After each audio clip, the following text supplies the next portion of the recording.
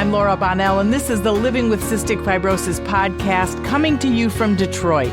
Please subscribe and even rate and comment on our podcasts when it moves you. I learn something new with every podcast, and I'm always inspired by the people that are showcased here. We don't give medical advice. You need to connect with your doctor for that. I hope that this Living with Cystic Fibrosis podcast educates you and sparks some volunteering or advocacy. The CF community needs people like you.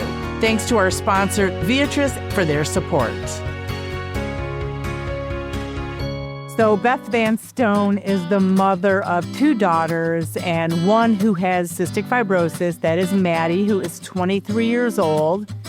And Beth is a huge advocate in Canada, and much of the progress that has been made in the rare disease space is thanks to her efforts. And today we're going to be talking about all kinds of stuff, but we are also going to be talking about acknowledging rare CF parents and all that they do. And Beth, you've been on this podcast so many times, it seems silly to even introduce you, but I do like to, in case somebody listening doesn't know who you are, because I'm so glad that we're friends and we support each other. But welcome back.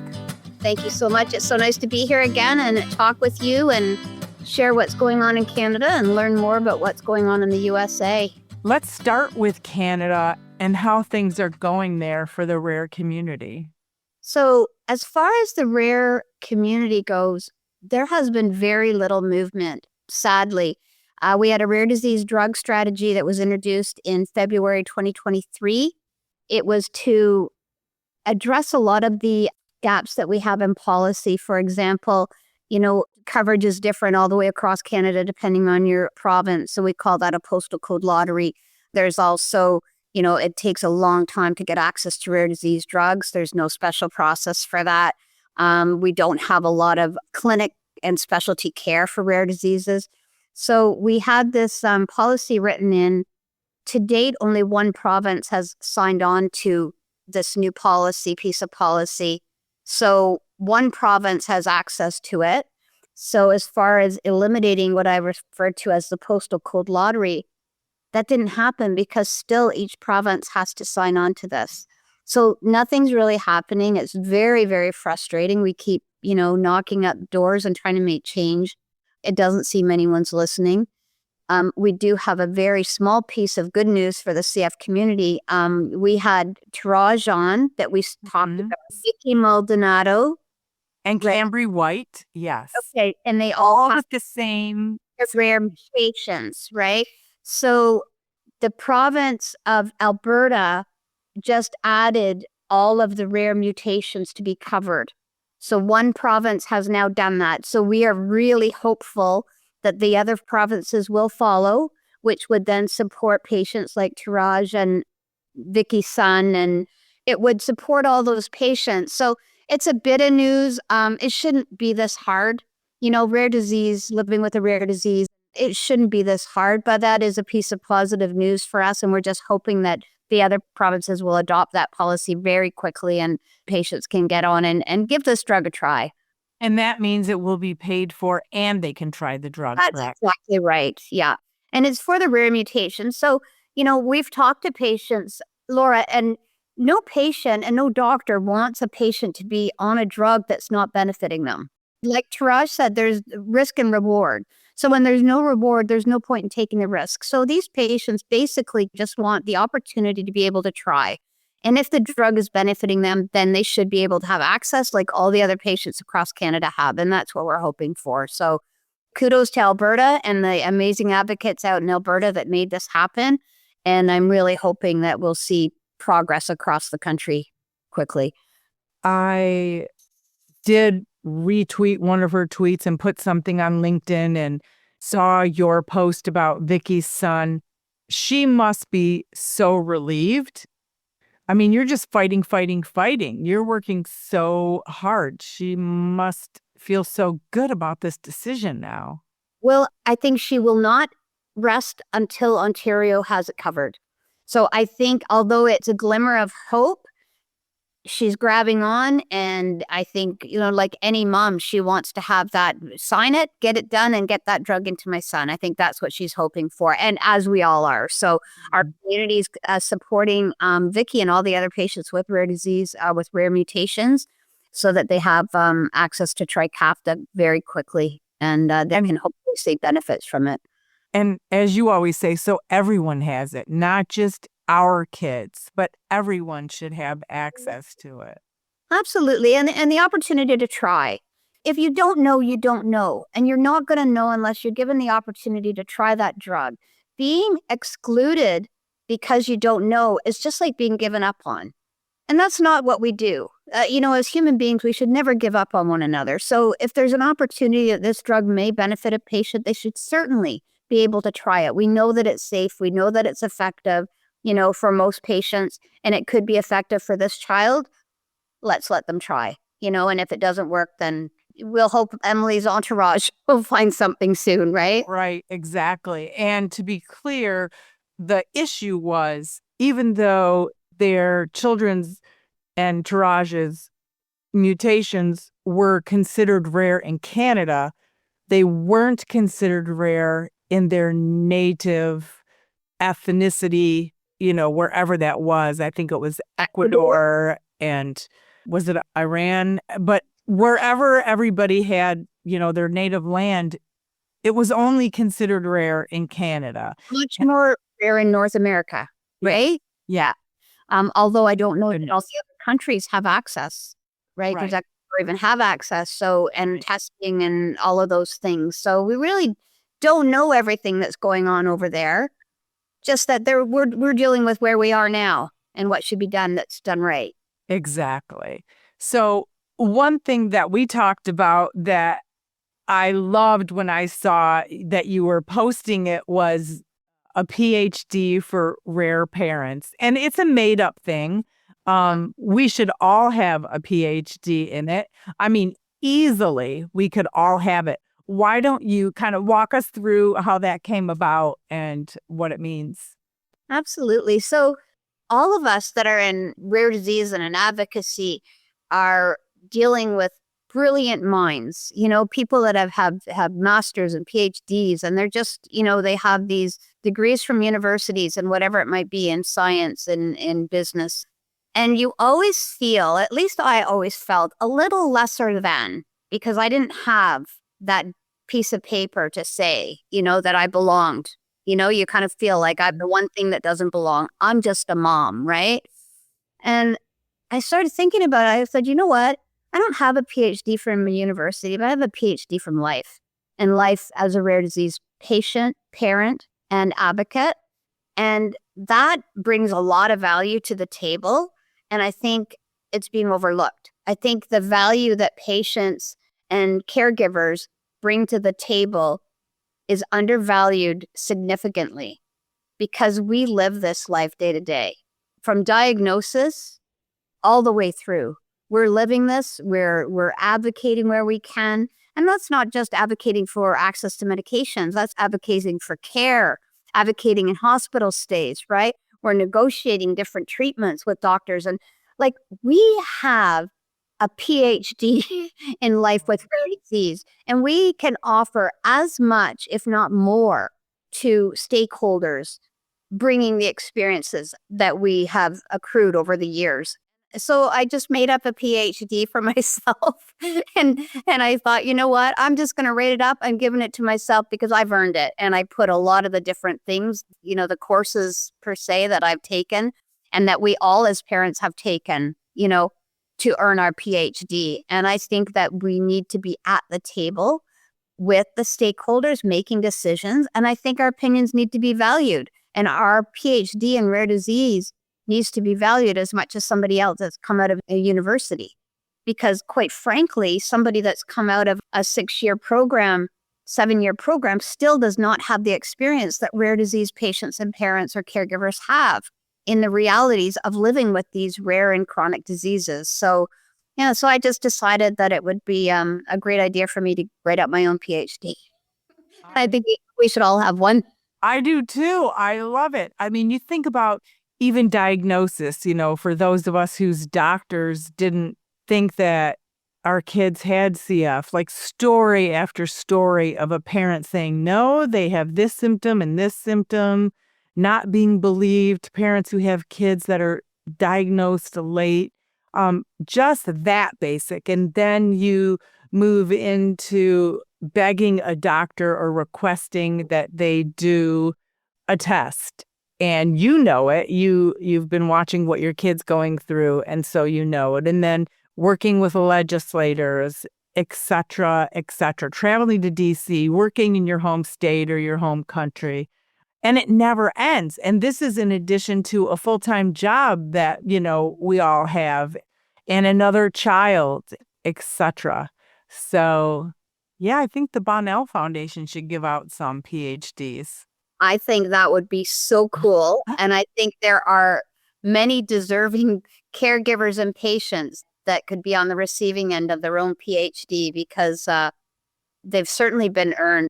And it's every day. Whether you're a patient and you're getting up and managing your health and managing your treatments and getting your prescriptions, just that process in itself could be like 3 courses, right? Like just getting access to your medications. So there's a lot of information and helpful information for stakeholders if they would just bring us to the table and value what we have to bring. I think it's really important. And if we need to show up with our own PhD that we made up, and that's give us the value, let's do it, right? I am all for that. And, it's so interesting because, well, first of all, every parent doesn't have the time to investigate everything and figure everything out and stay on top of every bit of legislation. And like we've talked about before, is each parent should do what they're able to, whether it's write a letter instead of flying to DC, or do something small, but it's equally as important because it supports everybody's efforts. Everybody can do different things. It doesn't have to be on this huge level because we're all working toward the exact same thing. Mm-hmm. No, I agree 100%. And everybody's threshold is so different. Everybody operates different. You and I have kind of the same energy, right? We're just kind of like those bunnies that just go, go, go.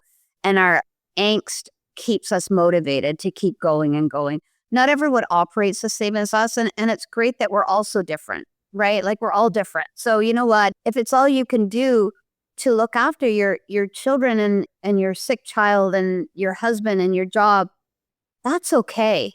You give what you can and you do what you can. And if at some point you have time to send off an email, bonus, right? We all do what we can. And, sometimes life changes. And as our kids got older, obviously we had more time to put into it, right? When Madi was in the hospital all the time, I didn't have time to do a lot of what I do now, right? I was just consumed and emotionally exhausted. And I could appreciate a lot of parents feel like that. It is a very heavy load to carry, right? So yeah, everyone does what they can, and I think they should feel good about whatever efforts they're making. Yes, I agree. And I have breaking news on this podcast because in Michigan, we finally have a rare disease advisory council. So I know, isn't that great? That is such great news. I mean, Michigan does it differently. Most states, like 28 other states, the Rare Disease Advisory Council has to pass through the House and the full Senate, the full House, the full Senate.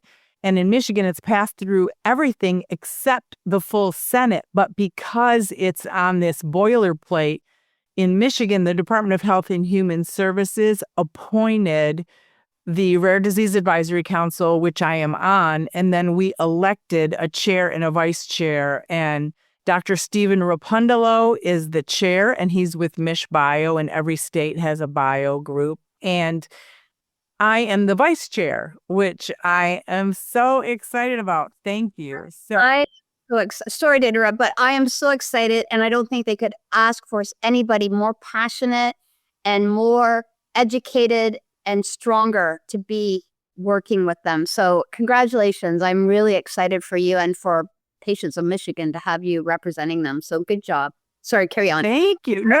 I was just going to say, if you go to michigan.gov and then I think it's /RDEC, like you'll see all of our names. I mean, there's doctors and geneticists and parents and patients and nonprofits and the bio industry and pharma and insurance companies and everybody just who will have a say and help lawmakers make decisions about legislation, and just to give them information. We don't do anything illegally. We don't have a say in any of that. We're just giving them information, but it's so needed.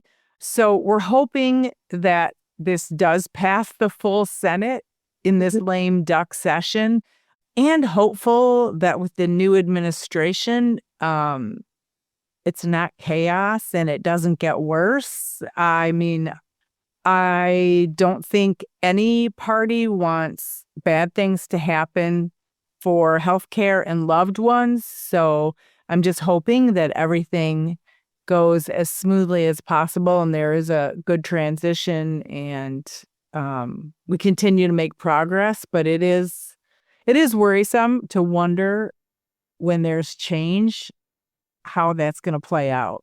Uncertainty is always unnerving, right? Because you just don't know what's going to come. And familiarity is wonderful because you know where you stand and you know how things are going and you know the challenges that you have. And now you're looking at what are the new challenges going to be? How are we going to deal with those? So I'm sure you guys will handle what is coming forth and continue to do the great work that you do for patients as you have been.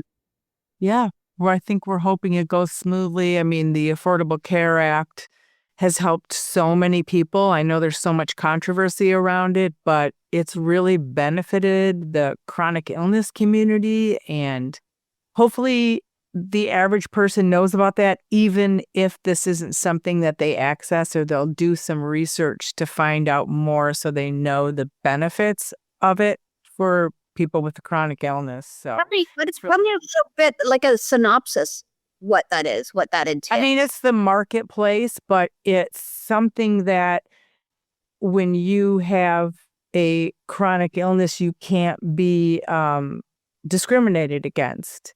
So you can't be denied. And if you are self-employed or you have a small employer, it's another way to access care, and you can kind of pick and choose coverage that works for you. And this wasn't available before that. So it's helping more people than before. Everything has its drawbacks. I know some people are struggling with coverage, but I think that happens kind of with every insurance. I mean, we have insurance that isn't the ACA that still doesn't cover everything. So I know nothing is perfect, but Yeah. I think it's more inclusive for more people. Okay, that's awesome. That's good to hear. Yeah, and like you said, we have the same issues here. Like, there's no perfect fit, right? There's lots that isn't covered. If we could just get gaps filled, it would be fabulous, right? Maybe mandate insurance that if provinces in Canada's case are covering these drugs, then insurance companies need to cover them too, right? So, because why do insurance companies that make all this money get off the hook and drop the ball and let the provinces pick up the price, right? So I think there's always so much more that we can do better. But yeah, I think we need some gaps filled. But that sounds like an interesting and great program. I didn't know that much about it. So thank you. Yeah. There's so many different things that we could talk about. But one exciting thing in the world of CF is Vertex does have another drug coming out, Vanzacaftor or Vans, whatever they're going to name it. Once it gets the official FDA approval, it should be out in January. And instead of a 3-pill, it will be a 1 pill, and it corrects the underlying condition of cystic fibrosis. It's the same amount of money, so it shouldn't be an issue for insurance companies. They shouldn't say, oh, well, this costs more, so stick with what you're already on. And hopefully this will help more people. And it will be easier because people won't have to take 3 pills. What are you hearing about in Canada? Are you going to get coverage as quickly as we do? Well, we never get anything quite as quickly as you do, but my understanding just from the rumblings around is that it should be a much easier process than Trikafta was from what the outlook is right now. Nothing's for sure, right? But it looks like it should be easier than our past battles. I've also heard that it's expected to have less side effects than the other, which is good because I know of a lot of people that have had to go off. And well, your daughter had some struggles on it as well, right? So Right. patients that have had to completely go off or go to half doses because of side effects. So my understanding is there's less of that with this new drug. So no, it's something to look forward to for patients while we await the cure, which will be the bonus. But you know what? These therapies weren't there, 25 years ago for our kids. So it's amazing. I mean, as diseases go, we're a very lucky community. Things, even though they may not seem that they happen fast, they really have happened pretty quick to go from the Genome Project in 1989 to discovering the gene that causes CF to 1989 to 2024 to having a drug that corrects the underlying condition of the disease, even though it's not a cure. It's been pretty fast, though. It has been pretty quick that things have changed since that initial discovery of the gene that causes CF in 1989. Absolutely. And rare diseases, I think that is less than 5% actually have effective therapies. Mm-hmm. So to be in the rare disease realm and be one of the few that have such an amazing effective treatment that's saving and changing lives, we're very, very fortunate and very fortunate that companies made the investment to gamble on on cystic fibrosis, right? So yeah, no, I think we're very, very lucky and we're seeing things and it hasn't stopped. They're still working. And like we talk about Emily's entourage, she's doing amazing work over there, working for that final 10%. I never get over, I read her posts and see what's happening and the money that's being raised and the grants that are being given for research. And it's just like, you go, girl. Like that is amazing work. So that's very exciting as well. So hopefully they come up with something soon for the last 10. Yeah, I mean, if anyone will, it will be her. It's very exciting. And for anybody that isn't familiar with Emily's entourage, Emily Kramer-Gollenkoff has CF, and she started a foundation that is raising a lot of money for research to help the final 10% with medication and everything that we're hoping for. It's incredible. So what hopes do you have, coming up in 2025 for CF? Well, I'm hoping that we get this new drug in quickly. I hope it gets to patients quickly, right? Quicker than we've seen in the past. I'm very hopeful for that. I do what I can for the CF community, but I've really, over the years, realized that what I can do for CF, I can do for a rare disease community. So working in a broader pathway to make things better for all rare diseases helps CF, and it cuts down on the duplication, right? Like, let's just make policy and pathways for all rare diseases because we all have the same challenges, right? Rare diseases, the diagnostics, the newborn screening, access to therapies, the accelerated access, all rare diseases have those same challenges. So for me and for Madi that works with me a lot, putting our efforts into creating a pathway for not only CF, but for all rare diseases just seems like a really good use of my time. So I will never leave my CF community. They're my heart, and they are one of the hardest working. And I'm talking globally. Like, there is not another community, I don't think, out there like the CF community that is tight. We all know each other. We care about each other. We fight for each other. So the CF is my heart, is my home. But I think that in an effort to make things better for CF patients, I really need to put the focus on all rare disease because that's where we're going to come through. So I'm just going to keep working and banging at doors and hoping that some policy is written so that things will get better. Access to drugs will be quicker. We won't see situations like the rare mutations for CF and people being left behind. That's not okay. We shouldn't have that happening in Canada or the US. You know, if there's a drug that's going to maybe make you feel better or make you live longer, try it. So we need policy that supports that. So that's kind of my game plan to continue in 2025.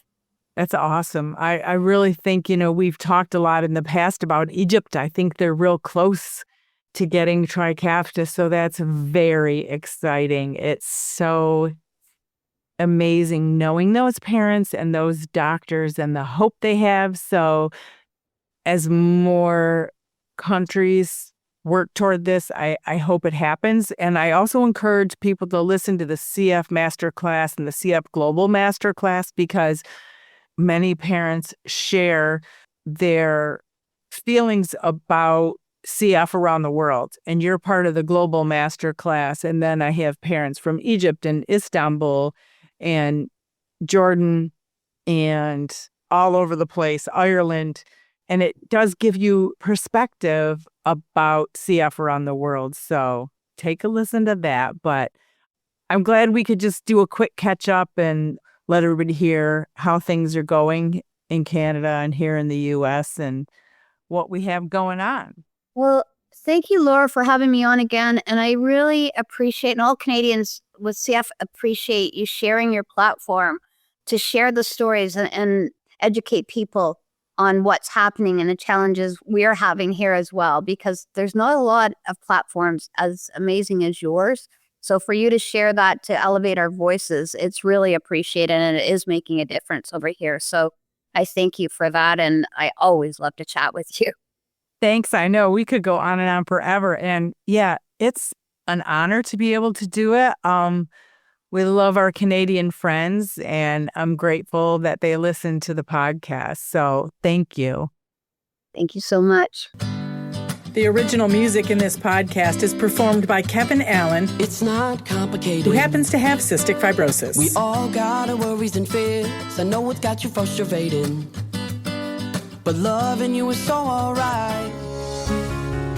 This has been the Living with Cystic Fibrosis podcast. For more information and to learn more about the Bonnell Foundation, visit our website at thebonnellfoundation.org.